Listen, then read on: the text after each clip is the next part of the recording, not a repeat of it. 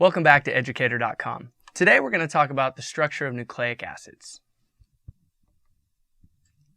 As an overview of what we're going to talk about today, of course we're going to talk about nucleic acids. We'll talk about what they are actually composed of, so the nitrogenous bases, the pentoses, and how they are made up of nucleotides. Then we'll talk individually about DNA and then RNA. So nucleic acids are biopolymers, meaning they are made up of monomers, so multiple units making a polymer, and they are biological molecules. And these biopolymers are essential for all known forms of life. DNA and RNA are composed of nucleotides, so those are the monomer unit. Now we have deoxyribonucleic acid, and this would be DNA. Right, so the D and A. Then we have ribonucleic acid, and that is RNA. All right. Now, nucleotides are composed of heterocyclic nitrogen bases, and as we're going to see later, those are our A's, T's, G's, C's, and when we're going to talk about RNA, they will also have a U. Right? Now, nucleotides also have pentoses, so those are the ribose or deoxyribose. And as we can see, the ribose would be for ribonucleic acid, RNA, and the deoxyribose is for deoxyribonucleic acid, DNA. And finally, nucleotides have phosphate groups. They'll have 1, 2, or 3 phosphate groups. Okay, remember we have PO4, 3-. Now, nucleic acids are found inside cells. Right? And if we see a eukaryotic cell right here, right, what we can zoom in on is the nucleus.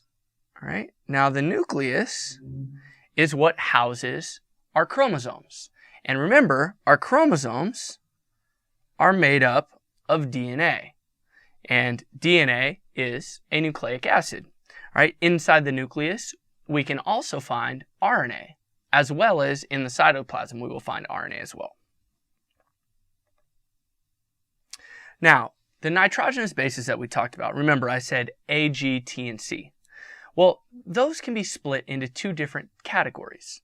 All right, we have our purines. Right?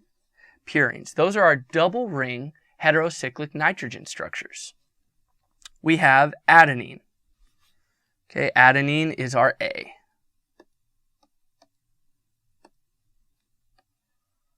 Okay. Then we have guanine, our G. All right, so adenine and guanine are both going to be able to be found in DNA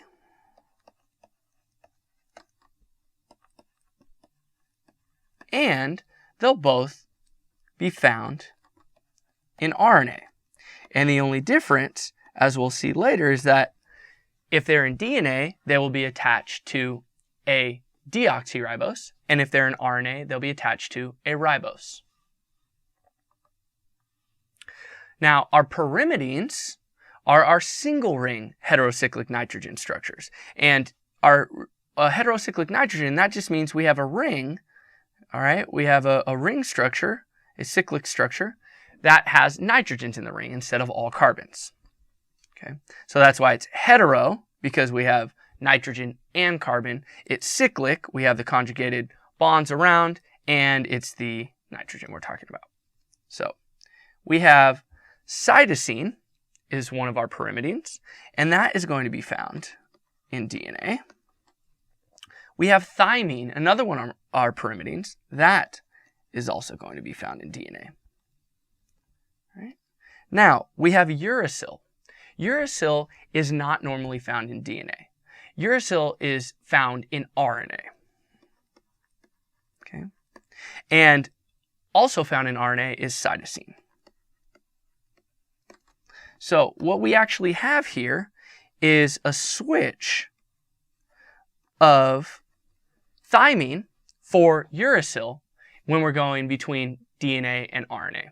Now, a good way to remember our pyrimidines, you can remember it however it is useful for you. What I always think of when we have cytosine and thymine, they have a Y, and so does pyrimidines. Or if you want to think of all of them together, if you use the one-letter abbreviation, CU and T, so you can see cut the pie for pyrimidine. So cut the pie. Those are our three pyrimidines.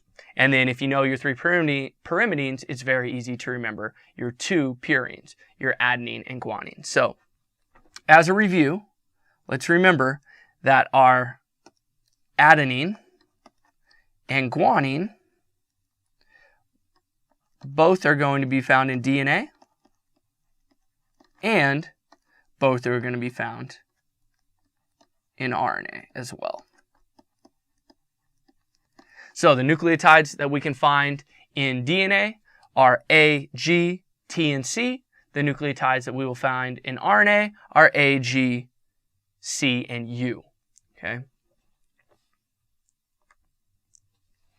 Now, the other things that make up our nucleotides, right, are pentoses. So pentose, all that means 5, and the os means a sugar.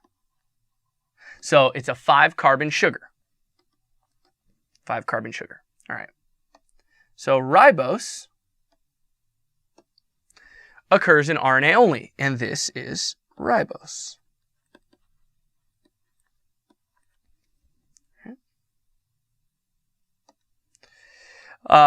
Deoxyribose occurs in DNA only, so this is deoxyribose. And to be specific, it is a 2' deoxyribose. And how we can tell that this is the deoxyribose, without going into too much organic chemistry, if we see right here, this is our anomeric carbon. Remember, it's the carbon bound in between two different oxygens. So here's one oxygen, here's one oxygen. That's the carbon. So this is carbon 1. Okay. And then following all the way along to have the longest carbon chain, this would be carbon 2. And it is called the 2' carbon because when attached to a nitrogenous base, we count those carbons first. So those would be the 1, 2, 3, 4, and so on. And then we count our sugar carbons with the prime notation. So this is the 2' carbon. And as we can see here, on the ribose, off of the 2' carbon, we have an OH. And off of the 2' carbon of the deoxyribose, all it is an H. Right? So it's not shown here, but I'll write it in. Let's write it a little clearer. Okay, that's an H. All right, so this is lacking in oxygen, so therefore deoxy, and it is a 2' deoxy, and the whole molecule is called ribose, so 2' deoxyribose. All right. So important to know is the proper terminology. So the difference between a nucleoside and a nucleotide. So a nucleoside, side, S-I-D-E, is a nitrogenous base and a pentose. So for example, we have ribose and guanine attached together. That is a nucleoside. Now a nucleotide is when you have a nucleoside, so therefore our ribose and guanine, as well as a phosphate group. Now, when we say phosphate groups, this is going to be either 1, 2, or 3 of them. So this is, let's say, for example, 1-phosphate. Now this right here would be called a nucleotide, and this would be called our monomeric unit that will be then added into, in this case, RNA. Okay, we add the triphosphate form. So if this were a 3, okay, we would add the triphosphate form into our RNA, and inside the RNA, it would actually be in the monophosphate form. And we'll talk a little more about that as we get there. So for our first example, let's recognize these. So what on here do we see? So we see adenine right here. What is adenine? Adenine, if we remember back, is a nitrogenous base. So there's our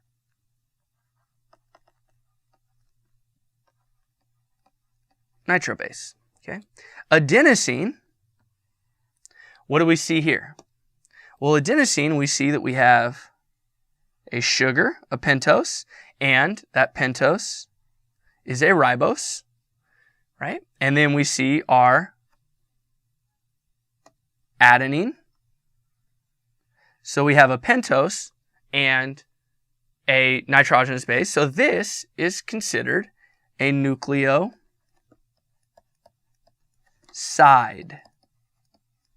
Okay. Side.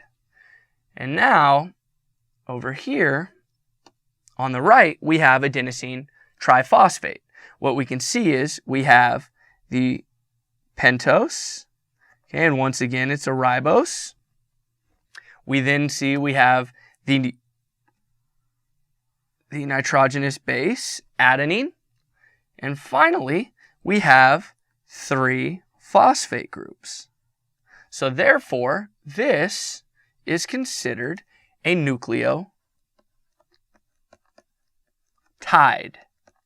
with a T. Okay. So this is how we point out the difference between a nucleoside, okay, a nucleoside, and a nucleotide. Good. So when we're going to talk about DNA and RNA, we talk about them normally in their full-length chain. So remember, the nucleotides make up the monomers that become the polymer of polyribonucleic acid or polydeoxyribonucleic acid. So what these will look like, once again, we have our RNA being composed of cytosine, guanine, adenine, and uracil. And we have our DNA being composed of cytosine, guanine, adenine, and thymine. Right. And what we see here is that most commonly we find DNA in a double helical structure. And we find RNA in a single helical structure.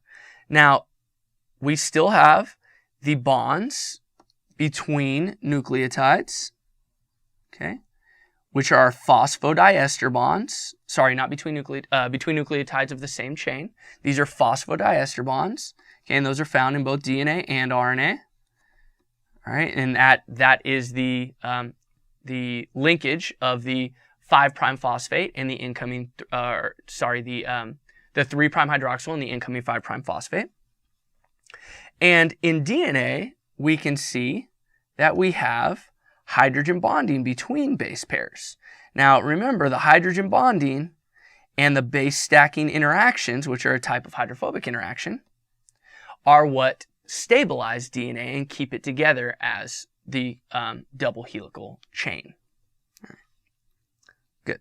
So remember, we have in RNA, we have ribose, and in DNA, we have 2' deoxy ribose. All right. Now, let's focus a little bit on DNA right now, and then we'll move on to a little bit of RNA specific. So DNA, when we talk about DNA, we have to talk about its grooves. All right, DNA has both a major groove and a minor groove. So the major groove is the wider of the two. All right, so it's 22 angstroms wide, which is 2.2 nanometers. And in the major groove, all 4 chemical groups are visible. Okay, Now, in the minor groove, it's much smaller. It's only about half the width, and it is 12 angstroms, or 1.2 nanometers wide. And we can only see 3 chemical groups in those grooves. Now, what does that mean? What do I mean by that? So, to go on to the next slide, I can tell you in this example. So, in our grooves, right? Let's say, for example, that this is a GC base pair, right? So we have our 3 hydrogen bonds. AT base pair down here, we remember we have our 2 hydrogen bonds. So if we have our GC base pair, and we say that this is the major groove up here, and the minor groove is down here, we'll do the minor groove in red.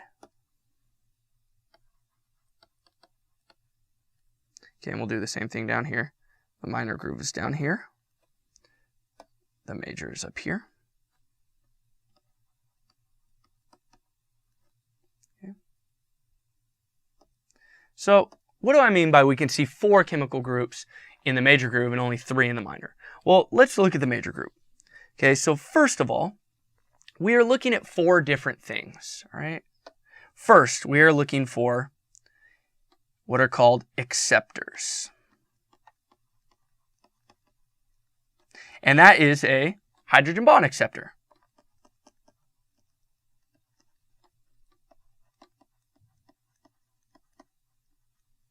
Okay. Then we have donors, and that's an H bond donor, hydrogen bond donor. We then have methyl groups, which is just simply a methyl group. So that's a CH3. And finally, we have just a hydrogen, which is a nonpolar hydrogen.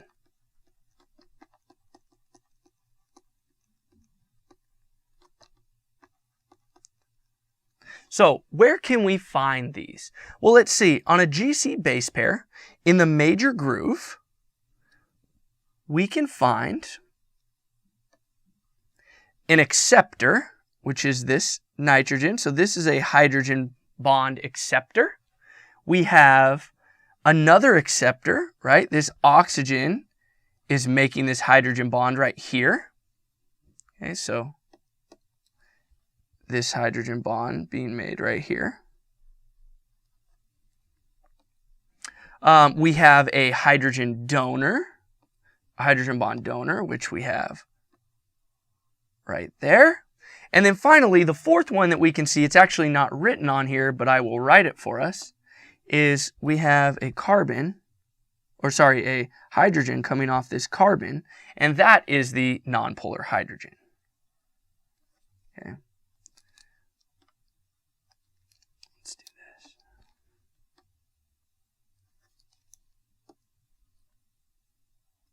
Okay, so we can see 4 different groups there. Now in the minor groove, all we are able to see is 3, and that is, right here we have the acceptor, we have the hydrogen donor right here, and then we have the one more acceptor, the hydrogen acceptor, okay, which is this oxygen, and we can see that it is found right there. Okay, so if we write this out, this is A,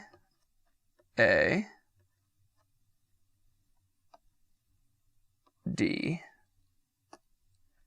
H, and this is A,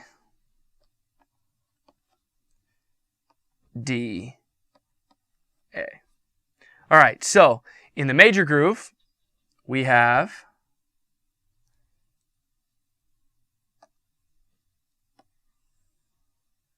a reading of acceptor, acceptor, donor, hydrogen.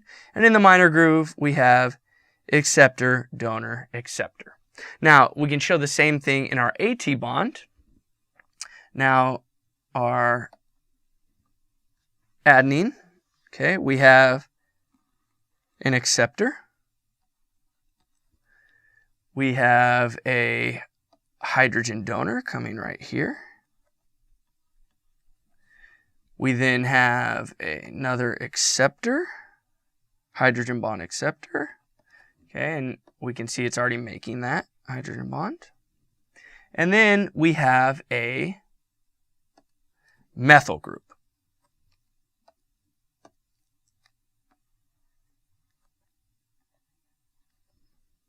Okay. Oh, sorry, this should be in A.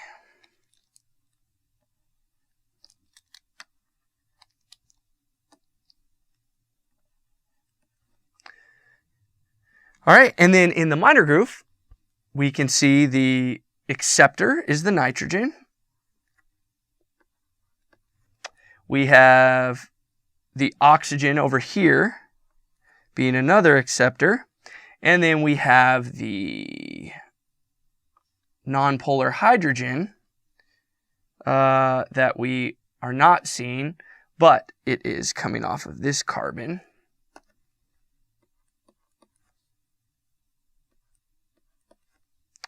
Right here. Okay, so in the major groove of an AT base pair, we can see atom, and in the minor groove, we see AHA. Now, what's important, as I've said here, so you can see in the major groove, we can see 4 different chemical groups. In the minor groove, you can see 3. And what's important is that in the major groove, let's draw this out. So in the major groove,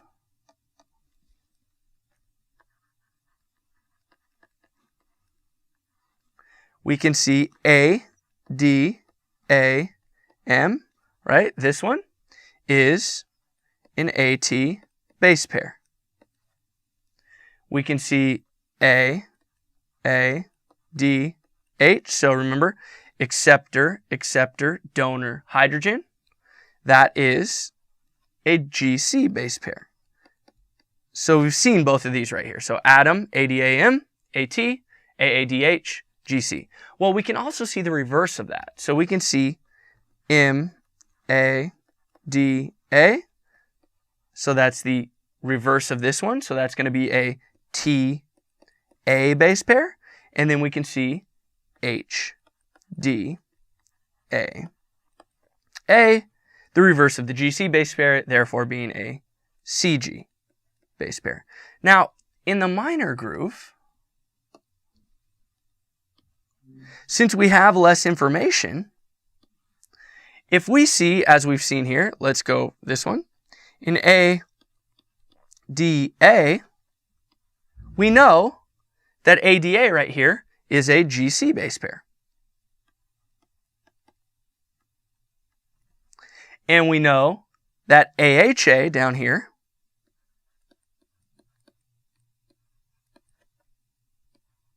is an AT base pair.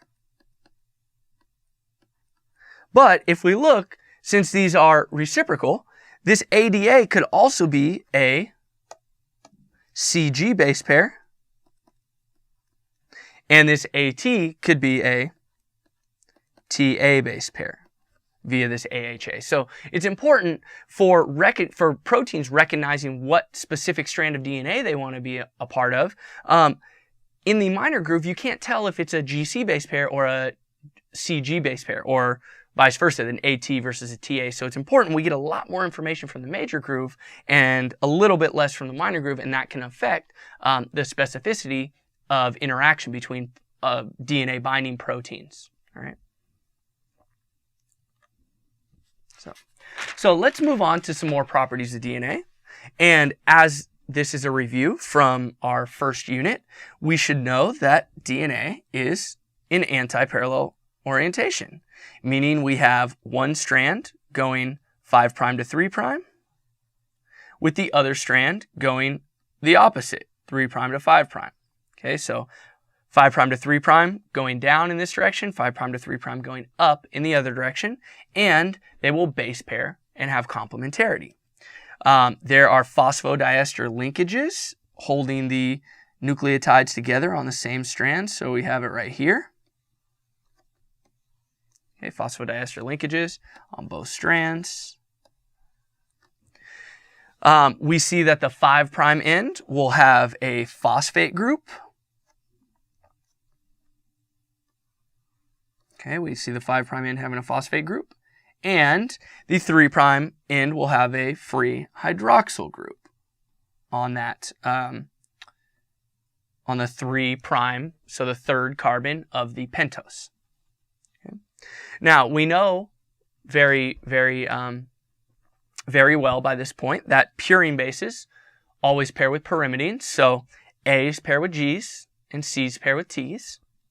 And if we're talking about RNA, we don't have a thymine. So in that case, adenine will pair with 2 hydrogen bonds to a uracil.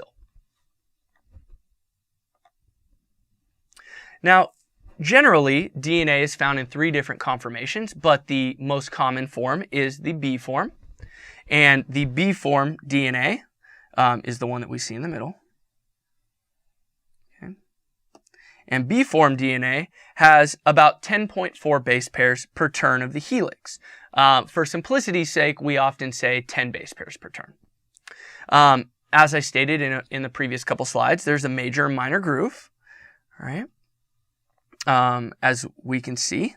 And then, as I mentioned one more time, hydrogen bonding, right, between the bases, as well as base stacking interactions, stabilize this interaction and keep the 2 strands together, right? And as we see here, we have the major groove and the minor groove. Okay, so we say here, this would be the major groove, and this would be the minor groove.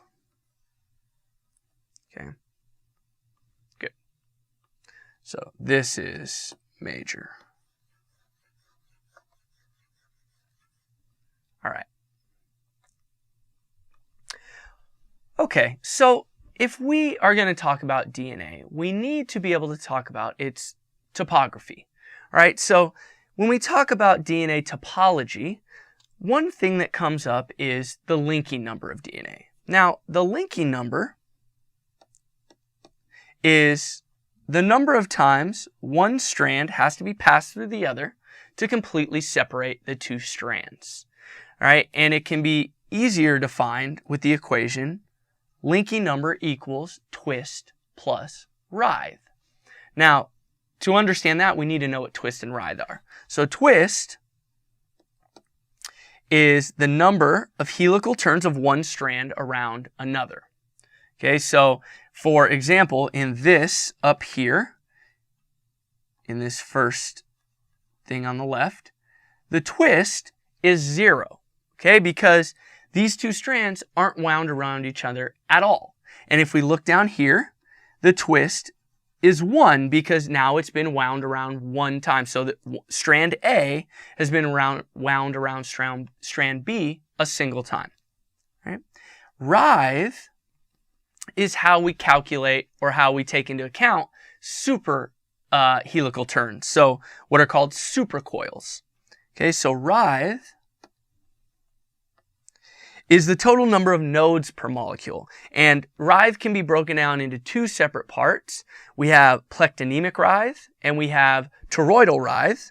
And plectonemic is when it's just twisted around itself, so down here. And toroidal is when it's twisted cylindrically, and this is usually when the DNA is twisted around something like a protein, and specifically like something we'll talk about in one of the next units, which is called a histone. All right, so let's look at this page. Now, I've already told you up here. Now, the linking number we don't know yet, all right? But we do know right here in this first example, okay, twist, there's a twist of 0 and a writhe of 0 right here, okay, in both of these. Right? And there's a linking number of however many bases it is. So let's say for example, there are 360 bases in this. Okay, so 360 base pairs in this piece of DNA. So for simplicity's sake, we'll say that there are 10 base pairs per turn, right, from the previous slide. So our linking number is going to be equal to 360 over 10, which is 36. And remember, our linking number is equal to our twist plus our writhe. So linking number is 36 since twist and writhe don't come into play here. At this point, we add one twist, okay? And it's a negative twist. So in this case, our twist is equal to 1. So our linking number, if it's equal to twist plus writhe, right? Our linking number has to decrease. So our linking number is now going to be 35 because our twist is -1 and our writhe is 0. All right? Okay. So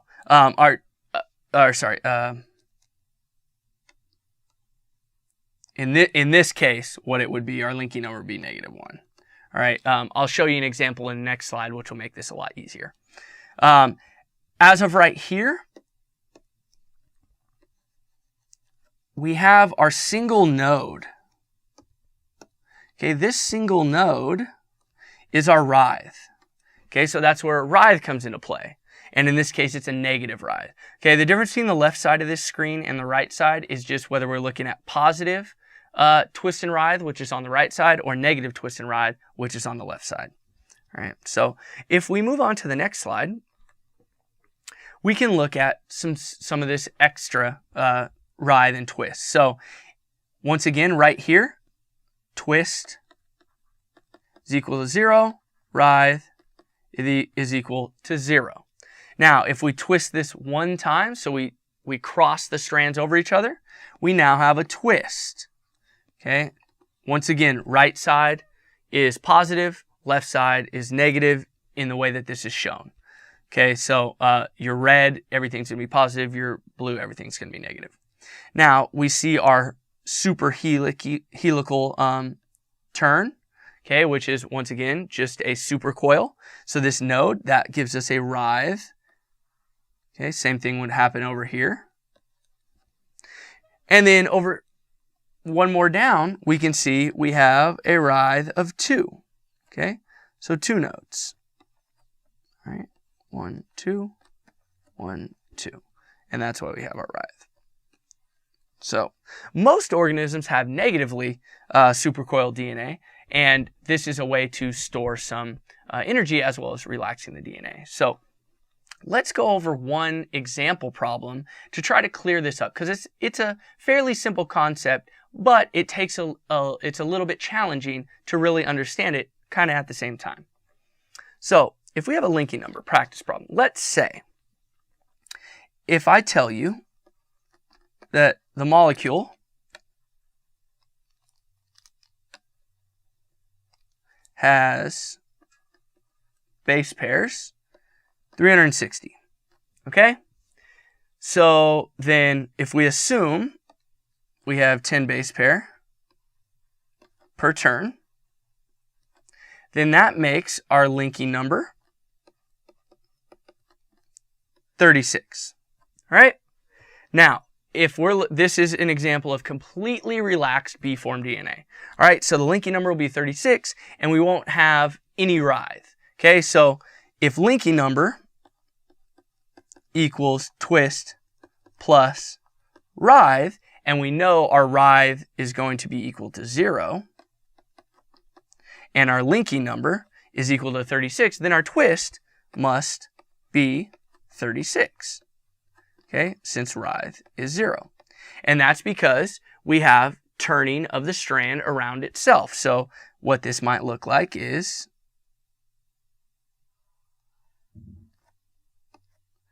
I'll just show you in 2 different colors.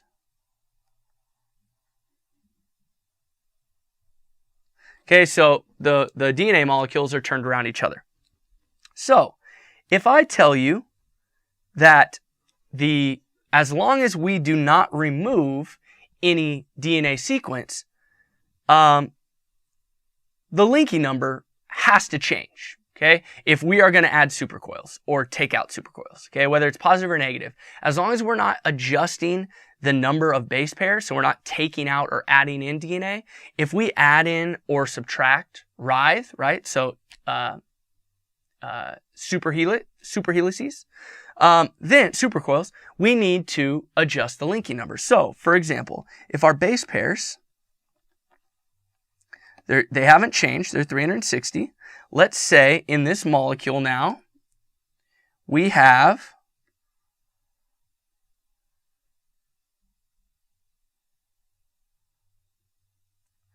one, two, three. Let's give it one more.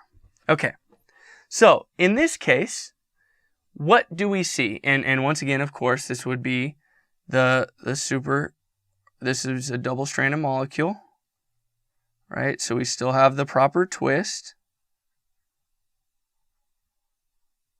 Okay, so if we have this molecule, what is our writhe? Right? Well, let's look at it. Well, we see one node, two nodes, three nodes, and four nodes. So let's write in our writhe. Our writhe is going to be, in this case, we're going to call it a -4. So these are unwound. So this is underwound, right? So if our writhe is -4 and our twist hasn't changed, so that's still at 36, our linking number must change. So remember, linking number equals twist plus writhe. Well, if linking number is equal to 36 plus a -4, then our linking number is equal to 32. Right? So this is an example of how you might solve a linking number problem.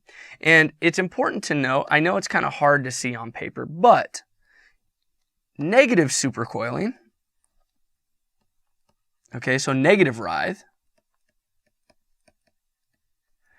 refers to having to turn the helix to the right to remove nodes. So negative supercoiling refers to having to turn the helix to the right to remove any nodes.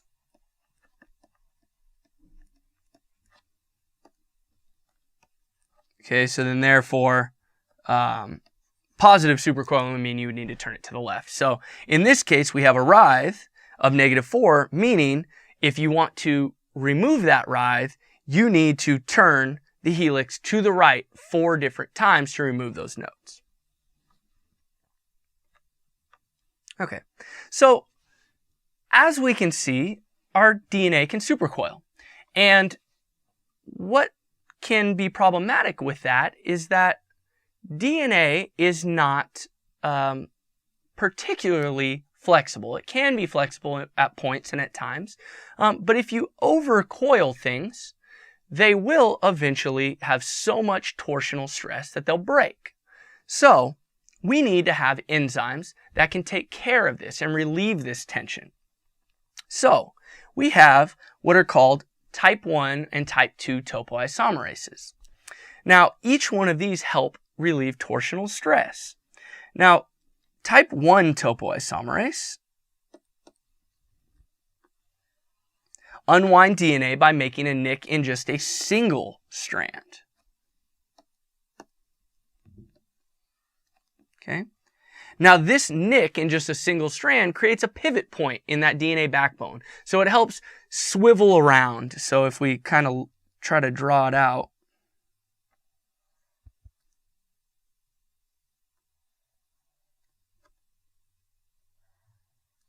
okay, so if the nick is right there, we can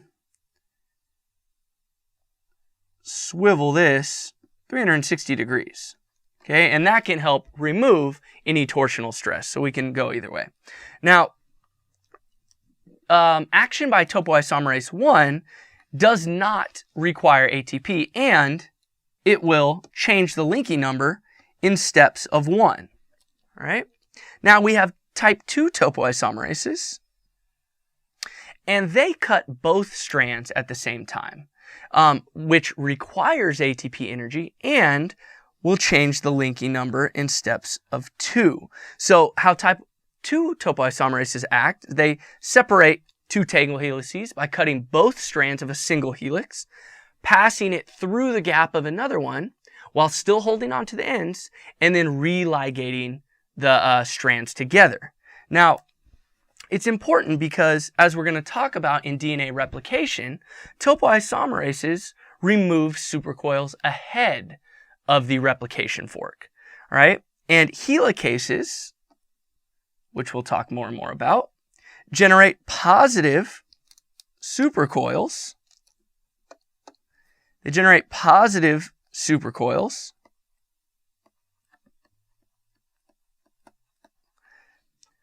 ahead of the fork,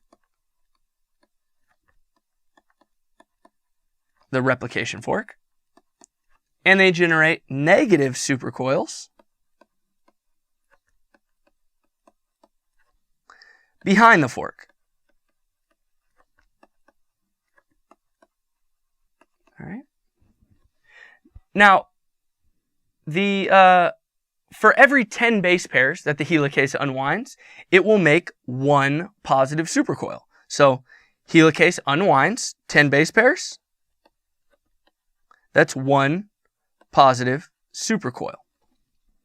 And we'll talk more and more about helicase, but this is important. So we're adding more and more supercoils. So type 1 and type 2 topoisomerases are going to be able to act ahead of the fork to relieve this torsional stress, because if we think about it, if any one of us ever had one of the corded phones growing up, they're normally always tangled up, okay, and as they're extra tangled, those would be like writhe, right, the super coils. Now, if you grabbed in the middle of it and pulled apart, you're basically making what we're talking about as a replication bubble. And if you see, as you pull apart to have a gap in the middle, you're going to increase the stress on either side of the bubble.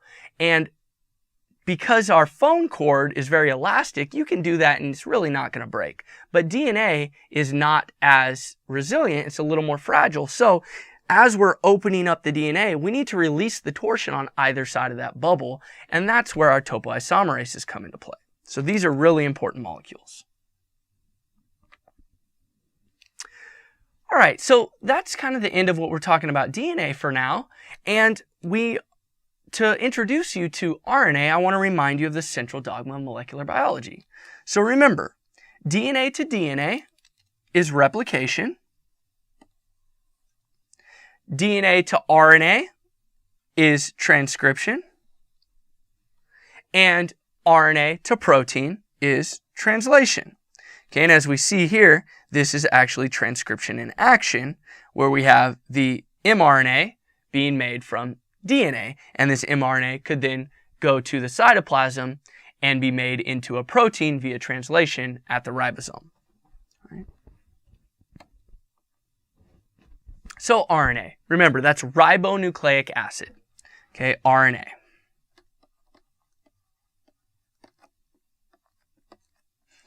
It is most commonly found as a single-stranded molecule, although it can be double-stranded.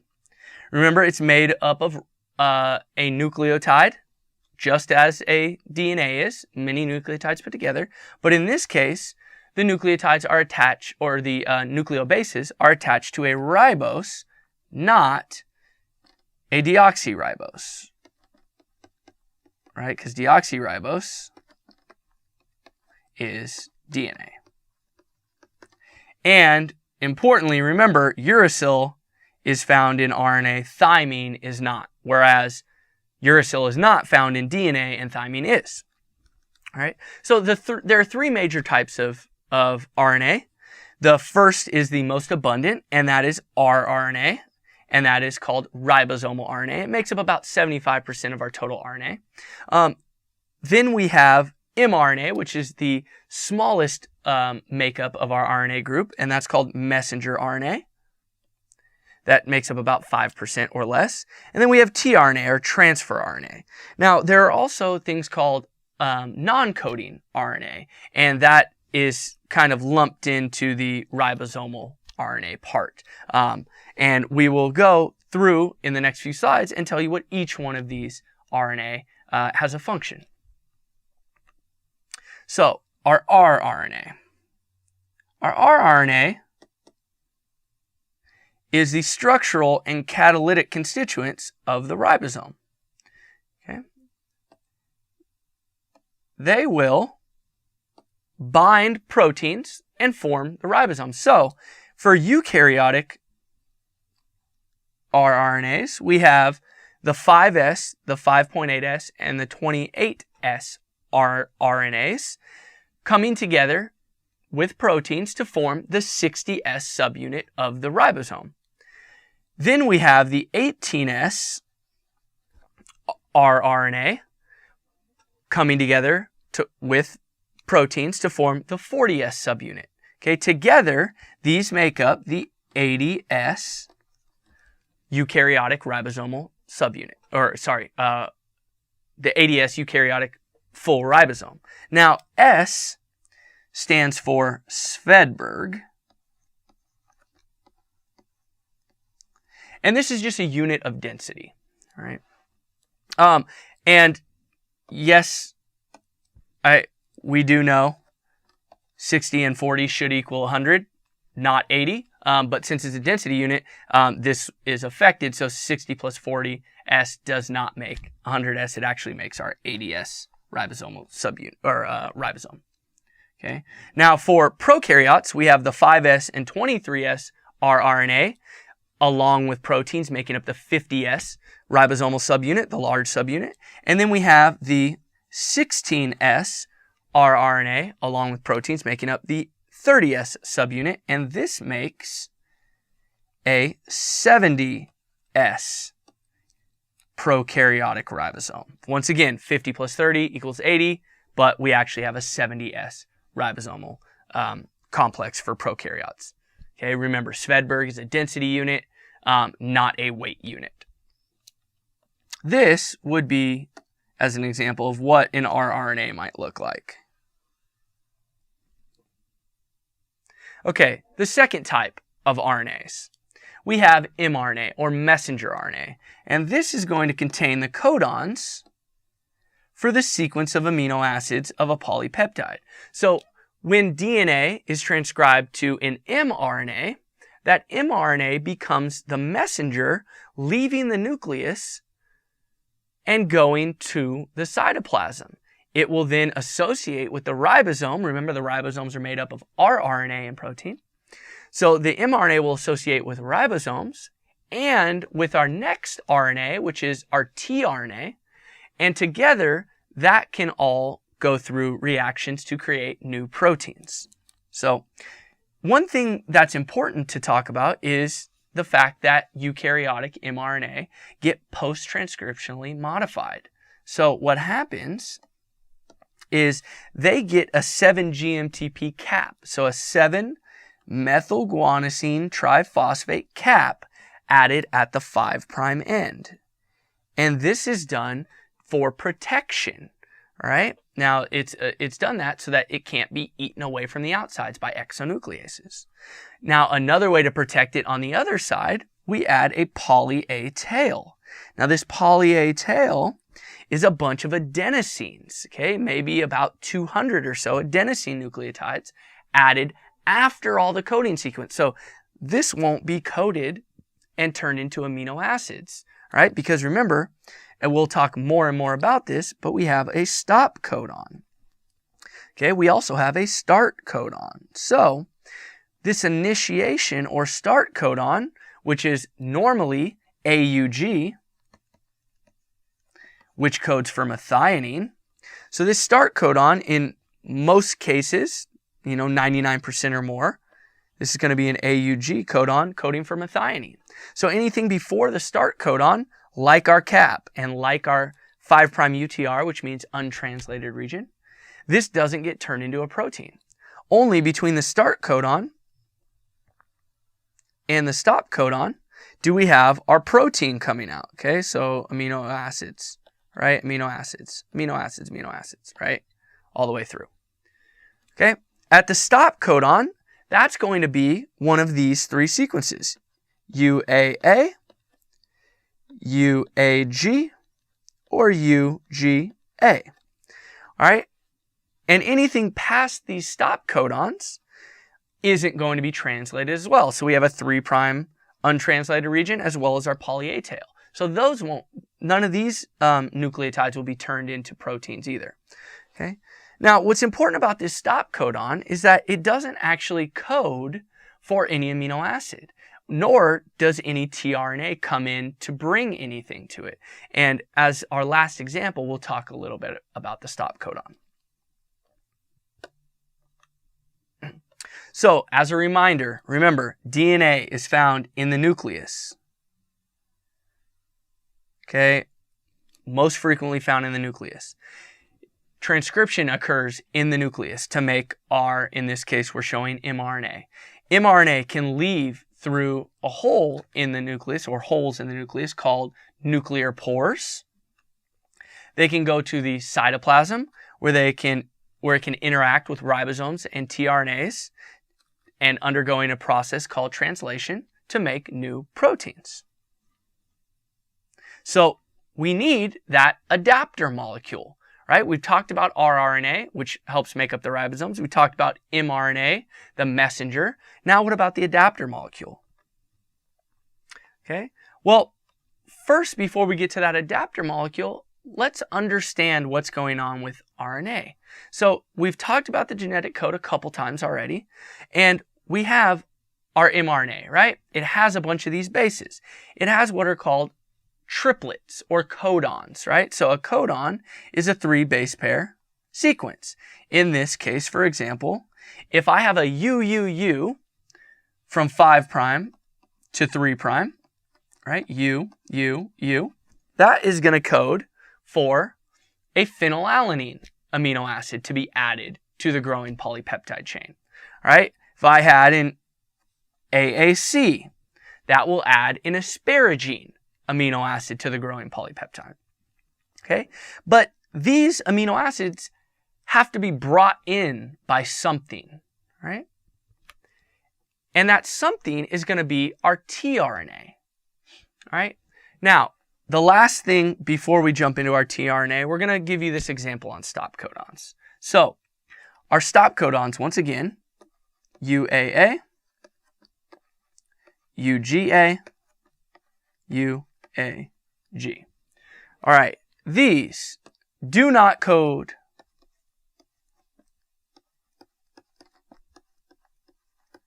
for an amino acid.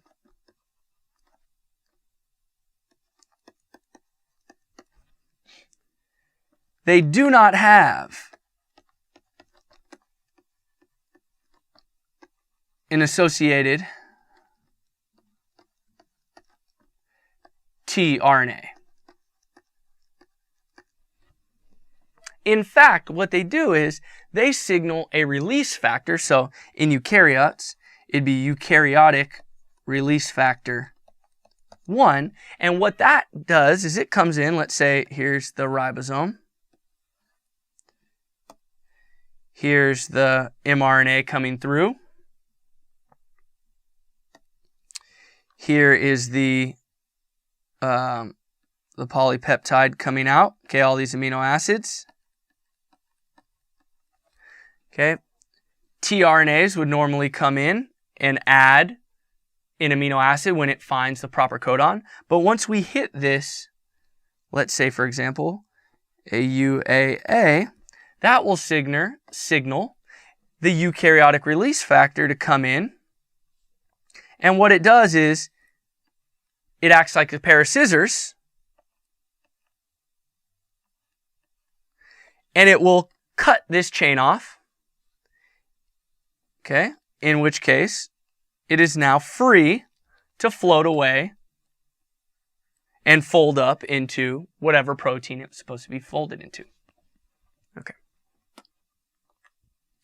Now, our tRNA, our last piece of RNA that we're going to talk about, is an adapter. All right, it's the adapter between codons and amino acids. And what it is, it's actually a 4-Svedberg RNA, and it has a 4-arm cloverleaf structure. We have hairpin loops stabilizing intramolecular base pairing. So this is a single-stranded RNA.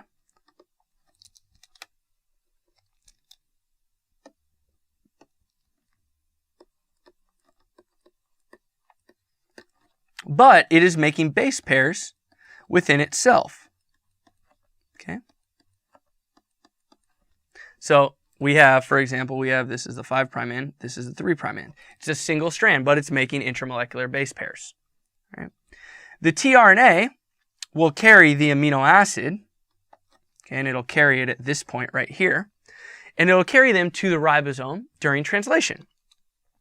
And what's important to point out is that there's only one tRNA for each of the 20 different amino acids inserted in a protein. So, for example, if we go back to that UUU sequence, okay, if we had on the mRNA,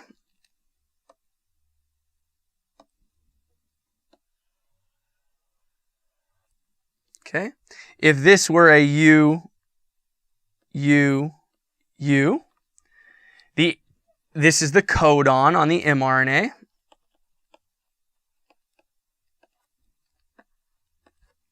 Okay. And the anticodon would match, the anticodon on the tRNA would match base pairing. So this would be a A.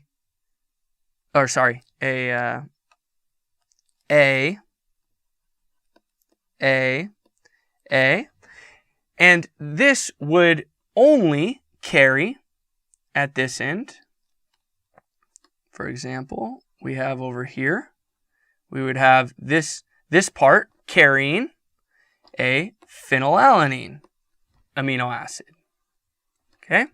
And this tRNA would always have this same anticodon, AAA, meaning it would only be able to carry that phenylalanine.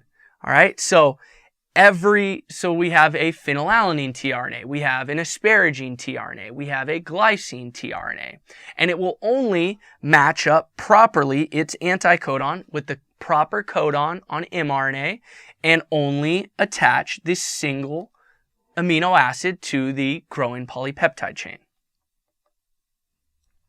So one arm has that anticodon that I talked about. So here would be our anticodon loop.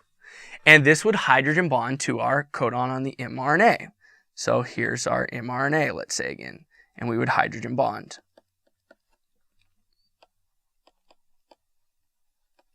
Okay. The CCA part on the 3' end, okay, carries a specific amino acid, and that'll be dictated by whatever this codon is. So for example, if this codon is, let's say AAA, the anticodon, if it's AAA, it will match up with UUU on the mRNA, and therefore this will carry a phenylalanine amino acid. Okay, and that will be added to the growing polypeptide chain in the ribosome.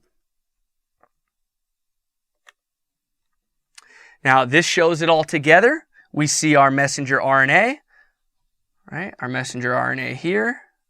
Our ribosome is here. Our incoming tRNAs are there. For example, we're bringing in a phenylalanine. Phenylalanine can be coded for by multiple codons. That's why we don't see just AAA. But for our purposes, we'll change it and we will make it look like what we are used to. So we'll just turn that into an A. Okay. And we'll turn this into a U again, just so it's what we've looked at the past few. And so UUU matches up that codon with the AAA anticodon, and it brings in a phenylalanine. That will make a peptide bond to the aspartate, okay, in this case. So it's the growing polypeptide chain. And the only thing that would stop it would be our stop codons, right? UAA, UGA, UAG. Okay, that would be our stop codons. In which case no tRNA would come in, but instead the eukaryotic release factor, if we're talking about eukaryotes, would come in and it would cut the chain, releasing it from the ribosome. So for our last slide, I just want to briefly talk about ribozymes. I have mentioned before in proteins that a lot of them can be enzymes, but not all enzymes are proteins, and this is where we have our exception. So ribozymes are RNA molecules with enzymatic activity. So an example of those are, the first one that was discovered is RNase P, and that is an endonuclease, meaning it cuts in the middle of a piece of DNA. Okay, so we'd say cut in here. We have peptidyltransferase, which is a ribozyme that's found as part of the ribosome. And I wrote on here telomerase, but I did that to show you that unfortunately a lot of times telomerase is taught as being a ribozyme, when in fact it is not a ribozyme. Telomerase is actually a ribonucleoprotein.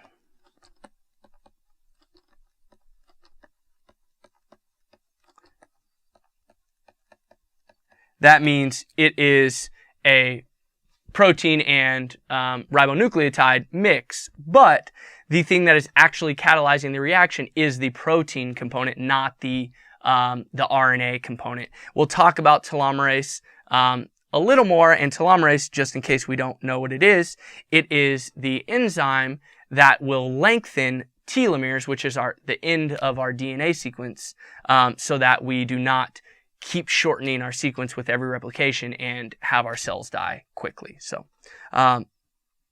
that is the end of our lesson today. So thank you for joining us at educator.com, and I hope you see you again.